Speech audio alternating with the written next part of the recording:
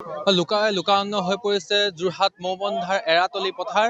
বৈষ্ণৱ পণ্ডিত সোণাৰাম চুতীয়া সমন্বয় ক্ষেত্ৰ এতিয়া দ্বিতীয় বৈকুণ্ঠপুৰীলৈ পৰিণত হৈছে আৰু আজি শ্ৰীমন্ত শংকৰদেৱ সংঘৰ ৯৪ সংখ্যক বাৰ্ষিক অধিৱেশনৰ আজি তৃতীয়টো দিন আৰু তৃতীয়টো দিনৰ কেইবাটাও কাৰ্যসূচী ইতিমধ্যে সম্পন্ন হৈ গৈছে। পুৱা নাম প্ৰসংগ, বিজয় ধ্বজা উত্তোলনৰ পাছতে খন্তেক সময়ৰ পাছতে ভাগৱত যাত্ৰা আৰু বিশাল সাংস্কৃতিক শোভাযাত্ৰা বাহিৰ কৰা হ'ব। আমি পৰিৱেশ দেখাইছোঁ যে ৰাজ্যৰ বিভিন্ন প্ৰান্তৰ পৰা ভক্ত প্ৰাণ আহিছে।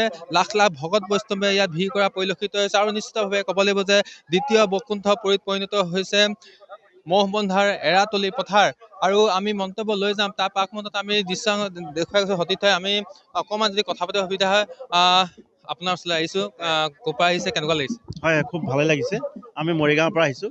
শ্ৰীমন্ত শংকৰদেৱ সংঘৰ আমি ৯৬ সংখ্যক বাৰ্ষিক অধিৱেশনৰ আমি মৰিগাঁৱৰ পৰা প্ৰতিনিধি আহিছোঁ। মই মূলৰ সদস্য হিচাপে আহিছোঁ।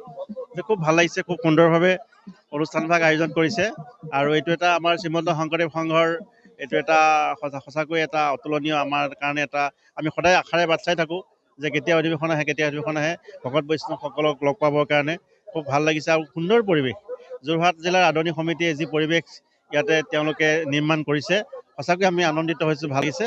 আমি আপোনালোককো ধন্যবাদ জ্ঞাপন কৰিছোঁ। আৰু নিশ্চিতভাৱে ক'ব লাগিব যে তেওঁলোক মৰিগাঁৱৰ পৰা আহিছে। তেওঁলোকে মন্তব্য প্ৰকাশ কৰিছে যে তেওঁলোকে যি যোৰহাট জিলা সমিতিয়ে যি পদক্ষেপ লৈছে সঁচাই আদৰণীয় বুলি তেওঁলোকে মন্তব্য প্ৰকাশ কৰিছে। আৰু নিশ্চিতভাৱে ক'ব লাগিব যে ৰাজ্যৰ বিভিন্ন প্ৰান্তৰ পৰা ভকত বৈষ্ণৱসকল আহিছে, আই বা ভকত আহিছে আৰু এইদৰে এতিয়া আজি তৃতীয় দিনটোত এইদৰে এতিয়া জনসমুদ্ৰত পৰা পৰিলক্ষিত হৈছে, লোকাৰণ্য হৈ পৰা পৰিলক্ষিত হৈছে।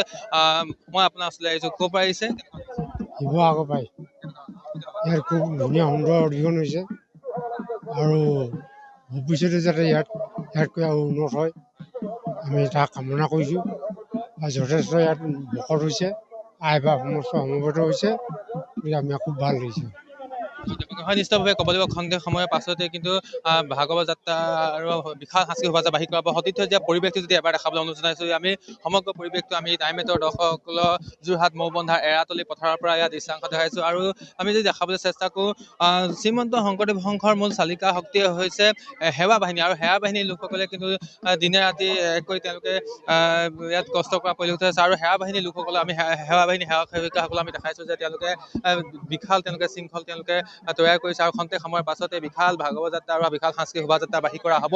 আমি তাৰ দৃশ্য আমি টাইমেটৰ দৰ্শক তাৰ প্ৰাকমুহূৰ্তত আমি এই দৃশ্যাংশ আমি দেখাবলৈ চেষ্টা কৰিছোঁ। আমি বাইদেউ আপোনাৰ ওচৰলৈ আহিছোঁ। যথেষ্ট সুন্দৰ মুহূৰ্ত, দ্বিতীয় বৈকুণ্ঠপুৰীত পৰিণত হৈছে মৌবন্ধাৰ এৰাতলি পথাৰ।